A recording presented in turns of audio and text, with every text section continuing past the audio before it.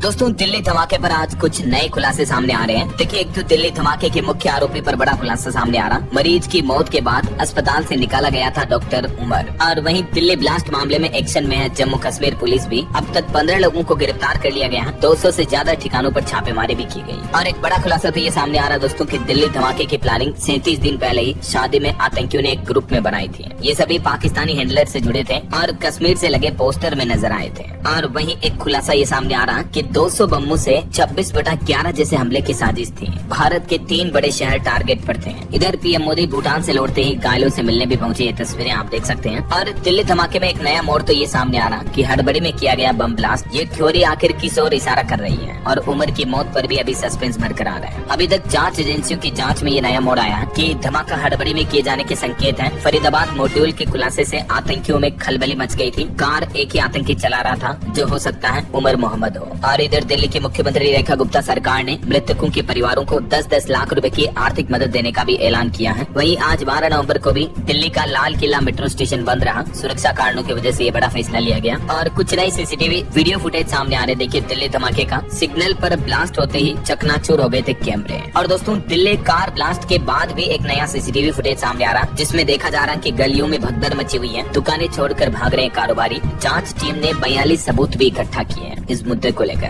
तो वहीं इधर 4 डॉक्टर, एक मौलवी और 17 संदिग्ध लोगों जैश टेरर मॉड्यूल से जुड़े 22 लोगों को भी हिरासत में लिया और उनसे भी पूछताछ जारी है। दिल्ली ब्लास्ट की जांच के लिए एनआईए ने गठित की 10 सदस्यों की स्पेशल टीम। एडीजे विजय सखारे करेंगे नेतृत्व। और एक जांच में ये पता चला दोस्तों की दिल्ली विस्फोट में इस्तेमाल i20 कार सबसे पहले दिल्ली के कनॉट पैलेस और मयूर विहार में नजर आई थी। सीक्वेंस में सीसीटीवी फुटेज देखने के बाद जांच में ये बड़ा खुलासा सामने आ रहा है। चलिए, और वही देखिए, जैसा कि मैंने आपको शुरुआत में बताया था, दिल्ली धमाके के मुख्य आरोपी पर बड़ा खुलासा सामने आ रहा। जो डॉक्टर उमर पर गंभीर आरोप लग रहे हैं उस पर क्या नया खुलासा पता चला, देखिए आज तक की टीम को। दिल्ली ब्लास्ट की जांच कर रही एजेंसियां अभी तक ये मानकर चल रही है कि मुख्य आरोपी डॉक्टर उमर ही था, जिसके शरीर के परखच्चे भी धमाके के साथ ही उड़ गए। तो आज तक फैक्ट चेक टीम की पड़ताल में अब उमर को लेकर एक चौंकाने वाली बात सामने आई है, जिसके मुताबिक एक मरीज की मौत उस डॉक्टर के करियर का अंत बनी थी। ये बात साल 2023 की है। डॉक्टर उमर उन नबी अनंतनाग के गवर्नमेंट मेडिकल कॉलेज के सीनियर रेजिडेंट के तौर पर काम कर रहा था और उसने एमबीबीएस और एमडी की पढ़ाई श्रीनगर के गवर्नमेंट मेडिकल कॉलेज से की थी। उसके बाद 3 साल की सीनियर रेजिडेंसी करने अनंतनाग मेडिकल कॉलेज आया था, जहां डॉक्टर गुलाम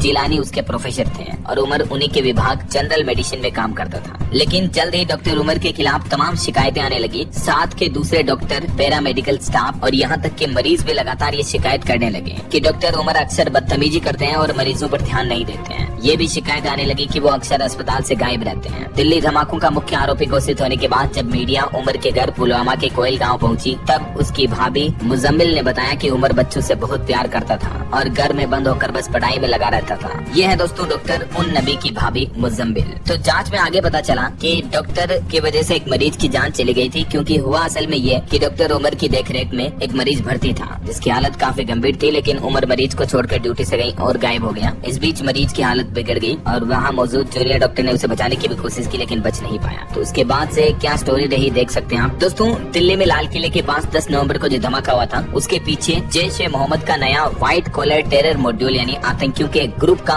खुलासा उजागर हुआ है। और इस मॉड्यूल में कई डॉक्टर, प्रोफेसर और महिला सदस्य थे जो पाकिस्तानी हैंडलर्स के सीधे संपर्क में थे। शुरुआती जांच में ये भी पता चला कि ये नेटवर्क मेडिकल प्रोफेशन और शैक्षणिक संस्थानों की आड़ में काम कर रहा था ताकि किसी को शक वगैरह न हो। और हरियाणा के फरीदाबाद, जम्मू कश्मीर के पुलवामा और उत्तर प्रदेश के सहारनपुर समेत कई इलाकों से ये टेरर मॉड्यूल जुड़ा था। इसकी शुरुआत धमाके से ठीक 37 दिन पहले 4 अक्टूबर को सहारनपुर में एक शादी से हुई थी। इसके बाद ग्रुप ने फौजियों को धमकाने वाले पोस्टर, हथियार, विस्फोटक और फंडिंग के नेटवर्क तैयार करना शुरू किया। सुरक्षा जांच एजेंसियों को कश्मीर में 19 अक्टूबर को जैश के पोस्टर दिखने से मॉड्यूल के एक्टिव होने का सुराग मिला और जांच में ये भी सामने आया कि नेटवर्क की सबसे अहम महिला सदस्य डॉक्टर शाहीन शहीद थी। वह जैश सरगना मसूद अजहर की बहन शादिया अजहर से डायरेक्ट जुड़ी थी। ये है वो डॉक्टर शाहीन शहीद। आरोप इन पर ये है कि ये मुजम्मिल की करीबी मानी जाती है और इनकी भी कार में राइफल वगैरह पाई गई थी। ये कुछ और डॉक्टर हैं जिन पर ये गिनौने और गंभीर आरोप लगे हैं। जांच एजेंसियां अभी तो सभी की इन्वेस्टिगेशन कर रही हैं। एक एक करके सारे सच सामने आएंगे जरूर। ये वो पोस्टर है जो मिला था दोस्तों, जिससे जांच एजेंसियां सक्रिय हुई थी। 17 अक्टूबर की डेट लिखी हुई है इस पर। ये पोस्टर वैसे तो उर्दू में लिखा है, इसका हिंदी ट्रांसलेशन क्या है वो भी आप देख सकते हैं। और ये दो दोस्त जो पहले डॉक्टर बने थे और उसके बाद कैसे आतंकी बने। और अभी प्रधानमंत्री नरेंद्र मोदी भूटान दौरे से वापस आ गए हैं। यहाँ उन्होंने दिल्ली लाल किला धमाके में घायल लोगों के साथ मुलाकात की, उनका हालचाल जाना। पीएम मोदी एयरपोर्ट से डायरेक्टली LNJP हॉस्पिटल गए, जहाँ घायल भर्ती है। और दोस्तों मीडिया रिपोर्ट्स के मुताबिक तो आतंकियों की 200 बम यानी IED से 26/11 जैसा भयंकर हमला करने की साजिश थी। दिल्ली धमाके से जुड़े अब तक के 4 बड़े अपडेट्स देखिए। कार चलाने वाले आतंकी डॉक्टर उमर की मां का DNA टेस्ट कर लिया गया है और जांच के लिए उसे एम्स की फोरेंसिक लैब भेजा गया है। विस्फोटक में शामिल हुई I-20 कार फरीदाबाद स्थित एक second hand car showroom royal car zone ने बेची थी। शोरूम का मालिक भी हिरासत में ले लिया गया है। फरीदाबाद की अल फलाह यूनिवर्सिटी की vice chancellor doctor Bhupinder Kaur ने बयान जारी करते हुए कहा कि कैंपस में केमिकल लाने की बात गलत है। इधर घटना वाली जगह से करीब 40 सैंपल इकट्ठे किए गए हैं। शुरुआती जांच में पता चला कि एक सैंपल में अमोनियम नाइट्रेट होने की संभावना है। ये एग्जैक्टली वो लोकेशन है जहां पर दिल्ली में लाल किले के पास मेट्रो स्टेशन गेट नंबर 1 पर धमाका हुआ। बाकी दोस्तों और भी आगे के लाइव अपडेट्स हम आपको बताते रहेंगे इसी चैनल